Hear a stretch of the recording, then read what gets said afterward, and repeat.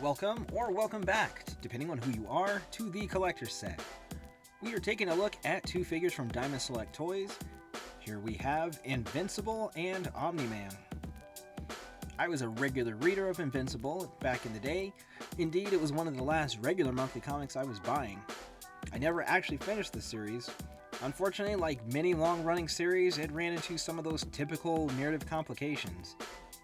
Over the years, I've considered finishing it, but never really found the motivation or the time. This year, however, brought us an animated adaptation of the comic, raising the profile of the property to heights that wouldn't have otherwise been possible. I had mixed feelings about that animated series, but one thing it did do was bring us a new line of action figures. The first wave, of course, consists of Invincible and his father, Omni-Man.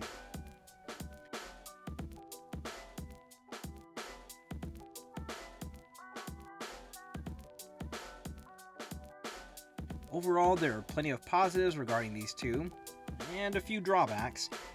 Diamond Select Toys, their figures have their particular quirks, and those are certainly on display here.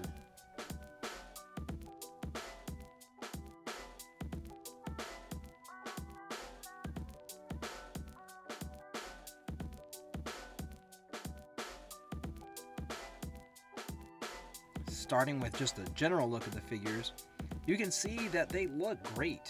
The sculpts are accurate, the colors are bold, they definitely invoke the feeling of the show in the comic.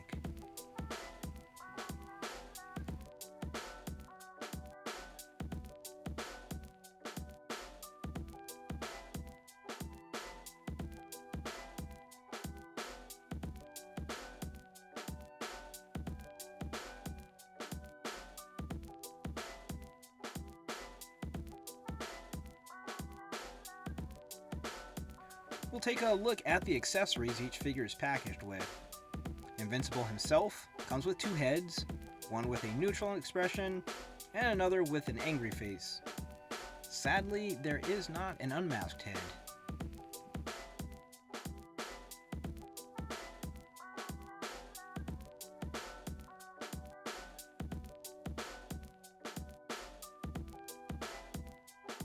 He's got several pairs of hands, fists, naturally, grip hands,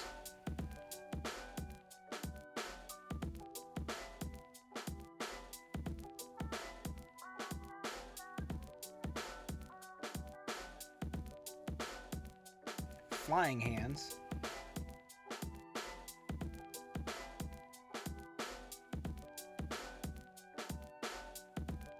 and a hand in a baseball mitt.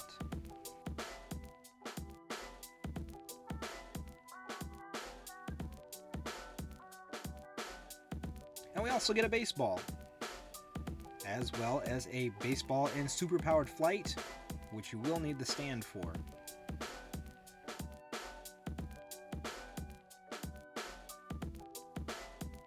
Invincible also has a chunk of damaged concrete.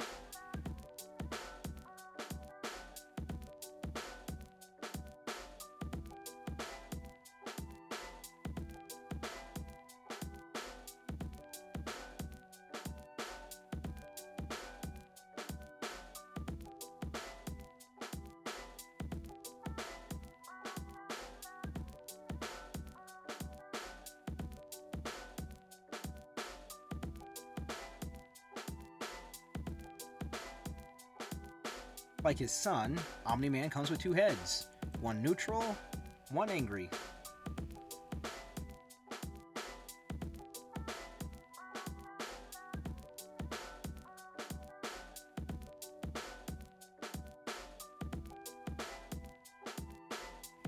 He has several hands, fists, gesturing hands,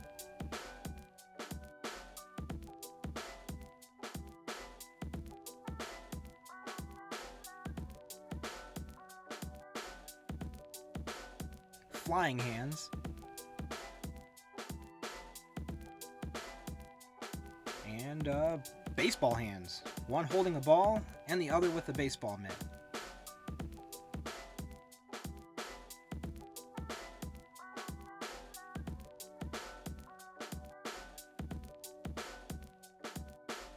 The only other item included is a stand, which is different from and not as nice as the one included with Invincible.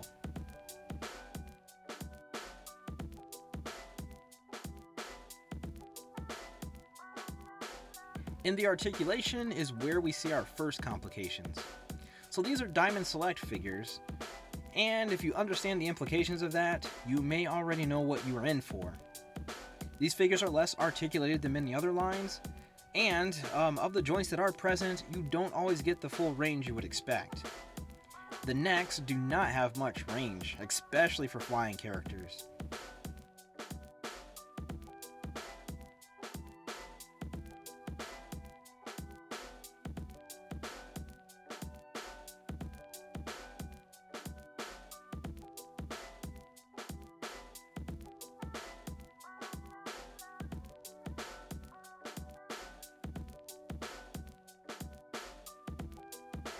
The torso joint is more or less for show. You can get the tiniest amount of movement in any direction. Honestly, it may as well not be there at all.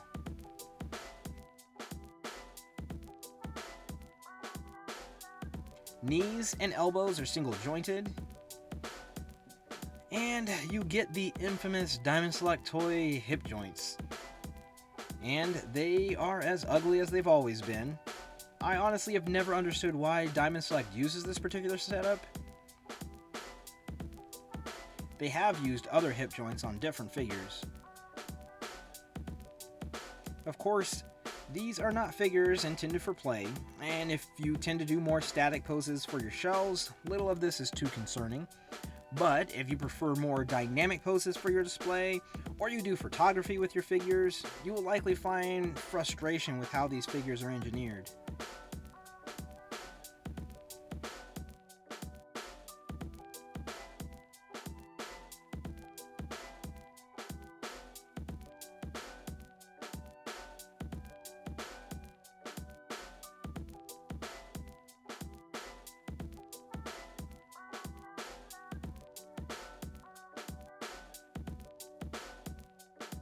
We'll take a closer look at some of the details on these guys.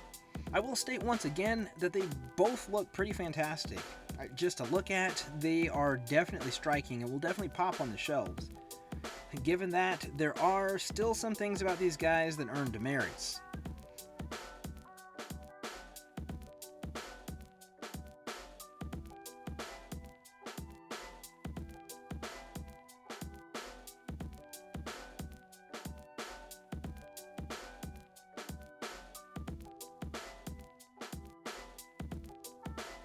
Invincible has some stress marks on his rear.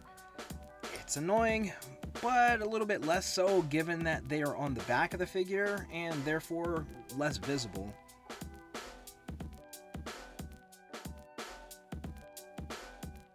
The left leg is loose at the thigh cut, and again that's annoying, but again not so much given that you can just push the parts back together easily.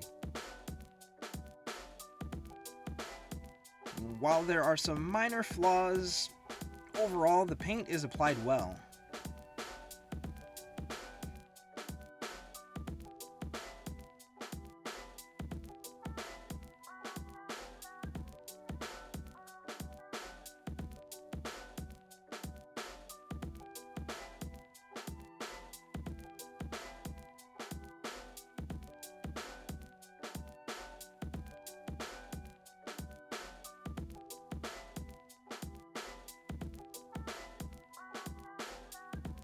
Omni-man has troubles of his own.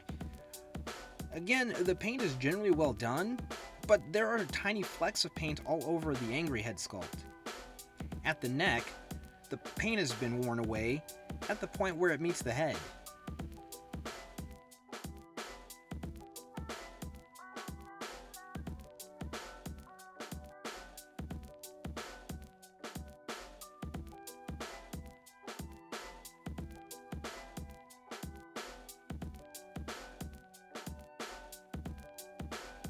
My figure in particular also has some damage to the knee.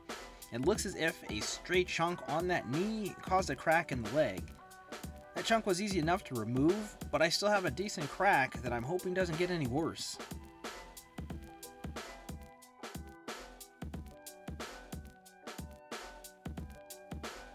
Around back, there's a nice smear of white paint in the middle of his red cape. That shouldn't be too tricky to remove, but it's still pretty irritating.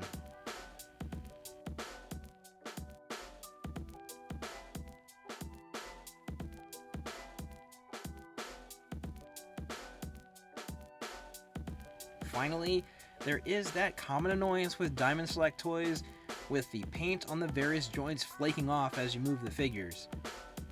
Honestly, I have no clue why they put paint on the joints.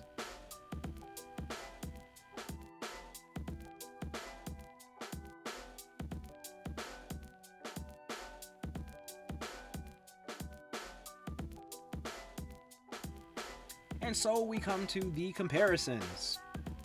Here are the Graysons alongside the Marvel Select Ultron.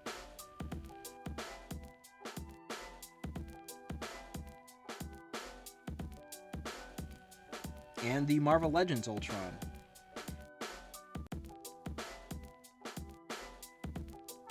Obviously, Diamond Select toys are in the 7-inch scale, which puts them in league with the DC Multiverse line from McFarlane Toys.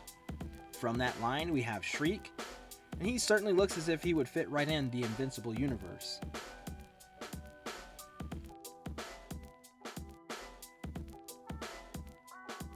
Finally, we have some version of Deathstroke from DC Direct.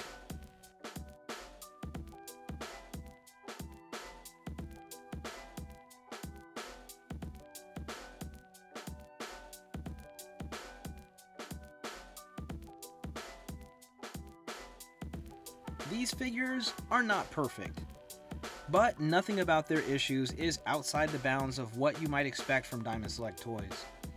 And despite my gripes, I really do like these guys. The range of motion isn't the best, but you can still get some decent poses out of them. The sculpting and the paintwork are really good, and I love how they look. If you know what you're getting into with Diamond Select toys, I have no problem recommending them. I will definitely be collecting the entire Invincible line. In the meantime, I'm happy to have these two guys on the shelves.